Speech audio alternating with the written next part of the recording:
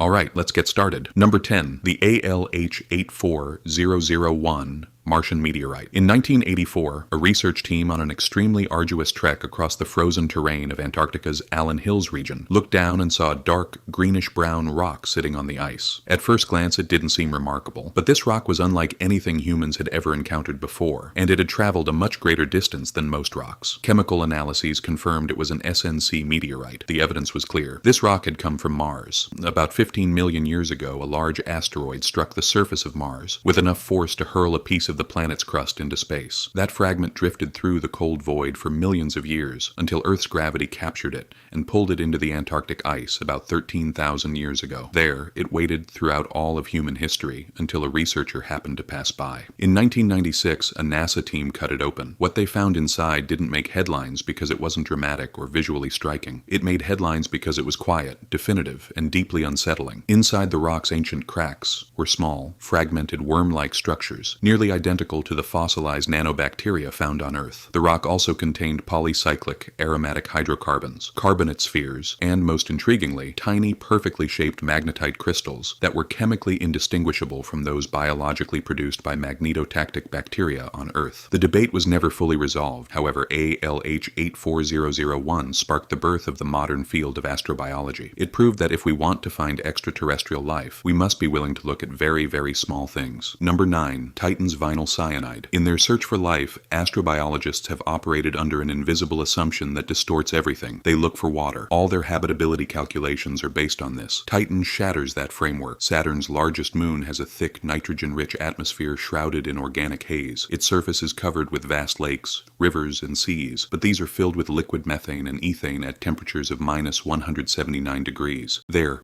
water is not a liquid. Water itself is rock. On Earth, life uses lipid bilayer membranes to form the outer boundaries of cells. If one were to fall into liquid methane, it would shatter. Water-based biology does not function in Titan's hydrocarbon seas. However, in 2017, researchers analyzing data from the Cassini spacecraft confirmed the presence of tons of vinyl cyanide in Titan's upper atmosphere, which rains down onto the methane lakes below. Chemical simulations showed that vinyl cyanide molecules spontaneously combine in liquid methane to form flexible microscopic hollow spheres. These spheres are called azosomes and function like cell membranes on Earth. They remain stable and porous even at extreme temperatures. There is no water on Titan. It doesn't need water. Biology may not require water at all. Biology may only need a solvent and the right molecules, and the universe has plenty of both. Number 8. Europa's ocean carbon. Beneath the cracked, radiation-scorched, icy crust of Jupiter's moon, Europa lies a global ocean of liquid water that has been kept warm for billions of years thanks to tidal friction generated by Jupiter's gravity. Europa has been one of the most compelling targets in the search for extraterrestrial life for decades. But water alone isn't enough. Life requires energy, and most importantly, carbon. For years, the primary concern was that Europa's ocean might be chemically sterile, pure water, no path to biology. In 2023, the James Webb Space Telescope focused on a region of Europa called Terra Regio, a chaotic landscape where ice is violently shattered and refrozen. Webb detected a high concentration trace of carbon dioxide there. What matters isn't the CO2 itself. What matters is the fact that CO2 cannot survive on Europa's surface. Jupiter's magnetic field bombards the surface with charged particles that erode it over short astronomical timescales. The presence of dense CO2 in this newly fractured terrain means it cannot be old. It couldn't have arrived via a meteor. It must have recently erupted from the ocean below. Europa's ocean contains abundant carbon. The rocky seafloor is actively interacting with water. It may harbor hydrothermal vents, similar to those on Earth's deep ocean floor, which many scientists believe are the origin of terrestrial life. The ocean is calling out to the surface. Finally, we have the equipment to hear it. Number 7. Perseverance's search for organic matter in Jezero. 3.5 billion years ago, Mars had a blue sky, a dense atmosphere, and flowing liquid water. Jezero Crater, a 45-kilometer-wide impact basin that once held a massive ancient lake, is one of the best-preserved windows into that era.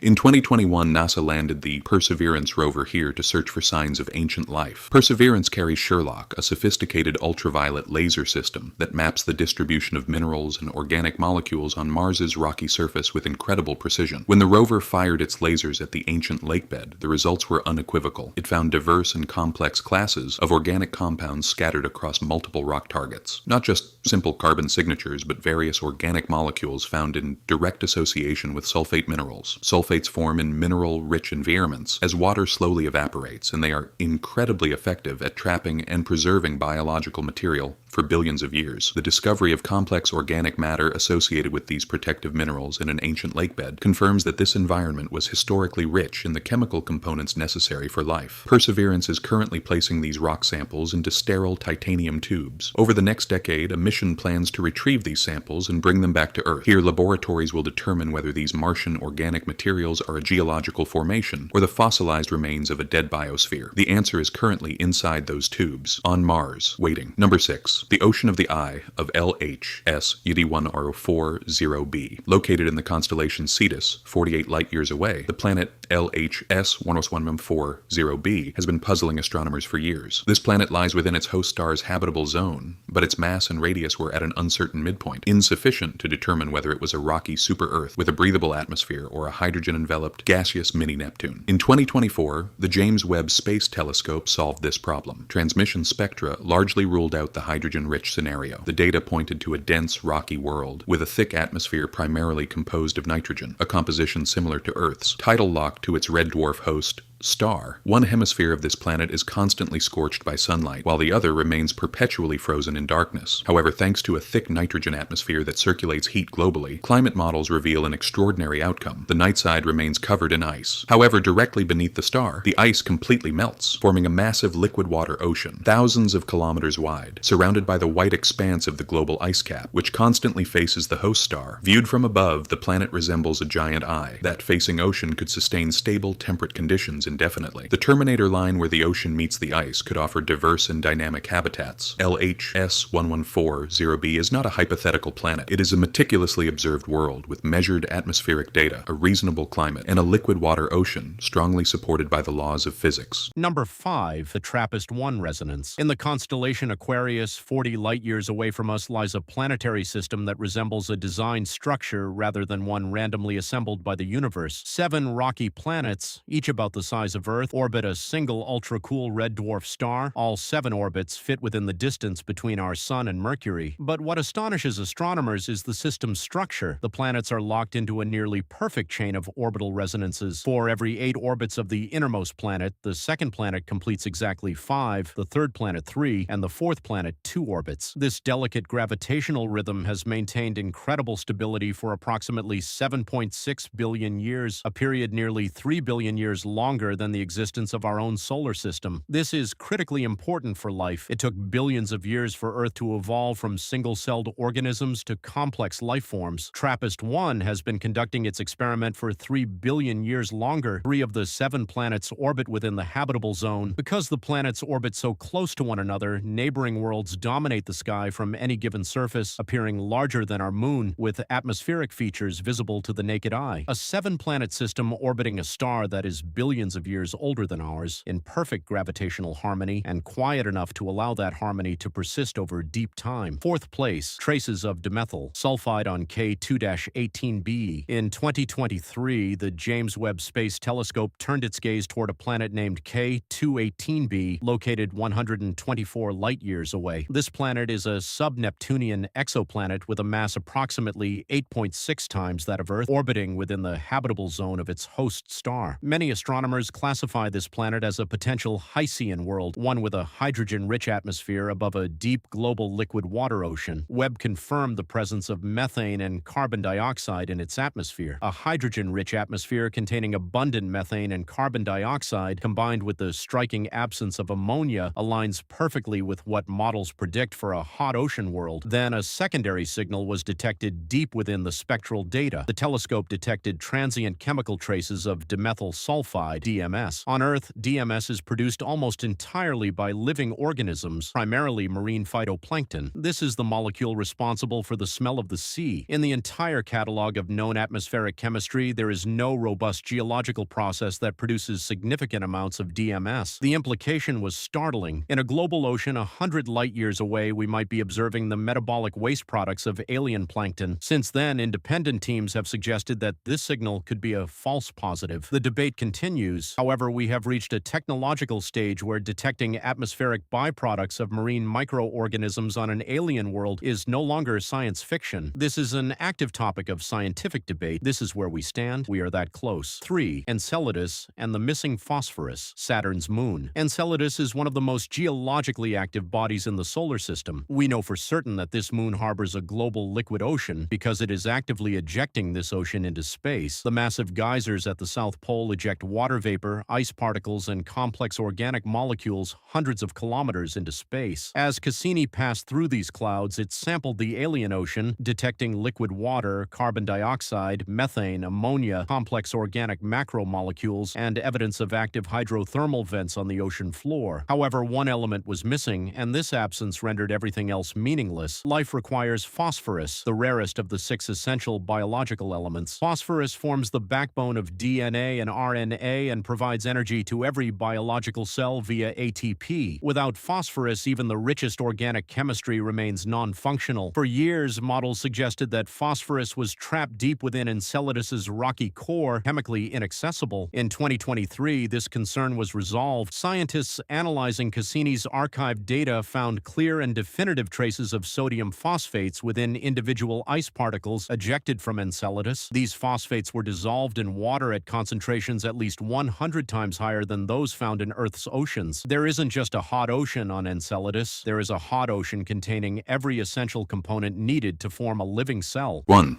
Oumuamua's unexplained acceleration. On October 19, 2017, the Pan-STARRS telescope in Hawaii detected an object passing through our solar system in a hyperbolic orbit at a speed of 26 kilometers per second relative to the Sun. This speed proved that the object was not gravitationally bound to the Sun. It had come from elsewhere. It was the first confirmed interstellar object to pass through our solar system. They named it Oumuamua. This was a word in the Hawaiian language meaning first explorer or messenger from afar. The oddities began immediately. Based on how its brightness changed as it drifted through space, astronomers determined that the object was extremely elongated, shaped like a cigar or a flat disk, and bore no resemblance to any asteroid or comet observed to date. Then the acceleration began. As Oumuamua moved away from the inner solar system, it accelerated in a way that could not be explained by gravity alone. The standard explanation for non-gravitational acceleration is the outgassing of comets, but many observatories detected no tail, cometary tail, or any gas outflow. It was accelerating without any detectable physical mechanism. Harvard astronomer Avi Loeb suggested it could be an artificial light sail, a thin, flat structure propelled by radiation pressure, a piece of technology from a civilization that built it and may no longer exist. Oumuamua has already vanished into deep space. We'll never be able to study it directly.